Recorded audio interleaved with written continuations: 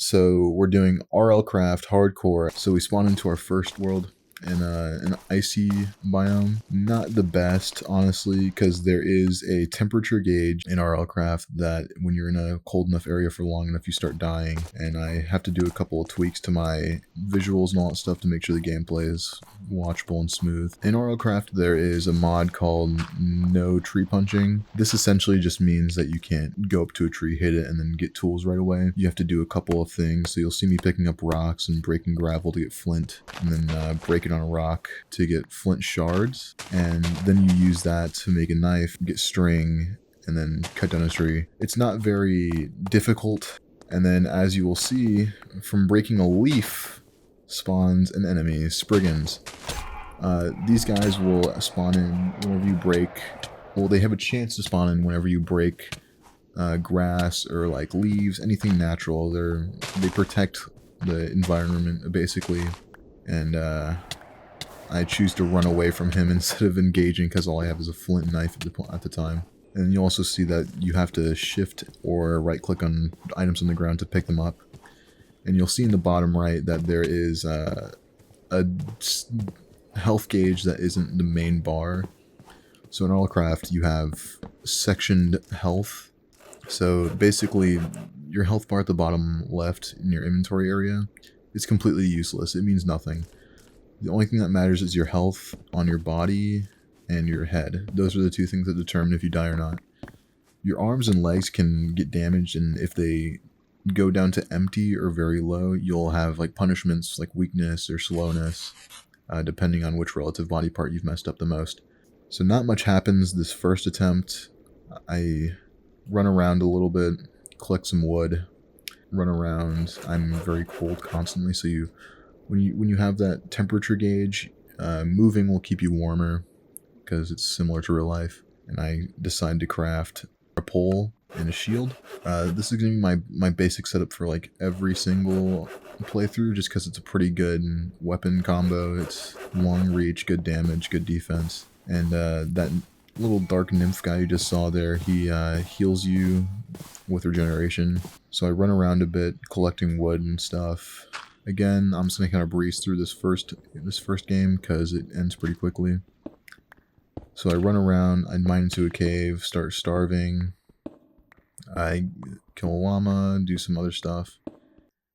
And then a blood moon rises, and then I get ganked by, sorry, a Jabberwock. Similar guy, but he runs into the cave I'm in, kills me instantly, and that is the end of the first world. On to world number 2. I load in to a pretty okay area. It's still cold, but it's right next to oak woods, so the temperature is bearable there. Spawn right into gravel so I can quickly get my flint start, run around a bit, get some trees, and I get the basic starting set. In this playthrough I do get a little lucky with a easy access cave and good food and water access and a whole bunch of coal, so I spend a lot of my time mining down during the nighttime because I don't have any wool to make a bed with. And after some strip mining, nothing very interesting, I run into a grue. These guys spawn in dark caves or just dark areas in general. And also I make a whole bunch of torches because if you stay in the darkness for too long, something will spawn and eat you, which obviously, why wouldn't it? So then you grab some water to purify it, because if you drink raw lake water, you have the chance to get parasites, which is basically just a recolored poison.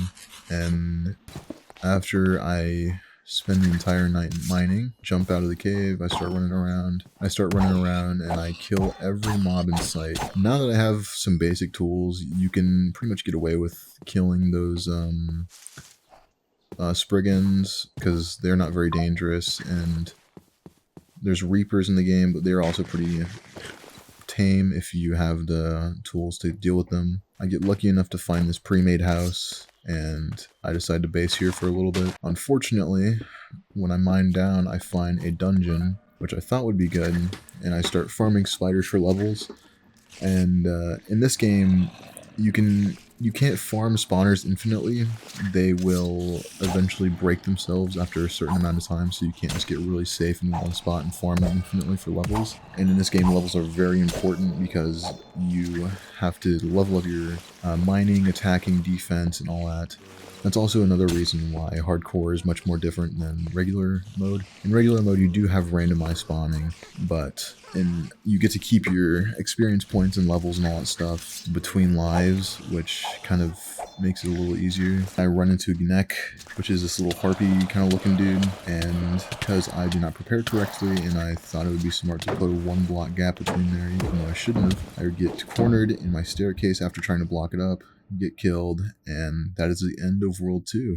On to World 3, we get an amazing spawn, which doesn't last very long, unfortunately. Not to spoil it too much. We spawn right next to one very large dungeon and one smaller dungeon. The smaller dungeons are a lot easier to clear generally, especially if you take it correctly, but you'll see that I do make a couple mistakes, and that's what ultimately gets me killed. So basic setup, we run around and get spawned on by a Spriggan because we break too much grass. And I go for a slightly different technique here in the starting game. I go straight for making a bedroll so I can skip nights as soon as possible. This is kind of a risky move because you can get multiple Spriggans spawn on you if you break grass and you get bad rolls consistently on your chance of spawning him.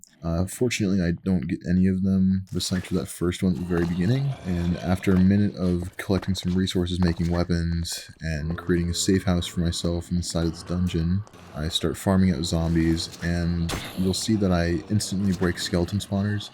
Skeletons themselves aren't too dangerous, but farming them is a little more difficult because they're not easily killed by just jumping up on 2 blocks because obviously they have range. So you should usually just break those until you're later on in the game. So after farming those zombies for a bit, breaking the spawner, getting the chest, I go up 1 layer, and as I am going upwards, I block myself off. It is a much safer strategy to just go along the sides of the building instead of straight up the stairs, because mobs will wander down the stairs occasionally, and getting cornered there is very dangerous. So I build a little farming area for the zombies, and I have to run in there and break the spawner right away, or else I have to deal with skeletons again. And as you will see, there is a zombie with a particle effect on him.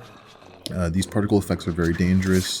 They signify kind of a boss enemy. They will have randomly set status effects. The one I currently am fighting is a blast off darkness zombie. He's not super dangerous, but I didn't block off the exits to the building, and that will end up being my downfall. So I retreat back, heal myself, run around, sleep to get a full bill of health, and I see that enchanted zombie, so I run up in there, I get tossed, go up in there, try to hide. I shift click like 3 different times so I can't get my blocks fast enough. He ends up there. I kill the enchanted zombie, but as you will see, the baby zombie that attacks me has a dagger, which is the worst thing for the baby zombie to spawn with because it breaks your shield stance, and that extra damage from the dagger and me being cornered in one area, I get my shield broken, 2 zombies on me, I instantly die. Alright, well, if you enjoyed this episode, please like, subscribe, comment, all that stuff, because the more interactions I get with this video, the better I know that you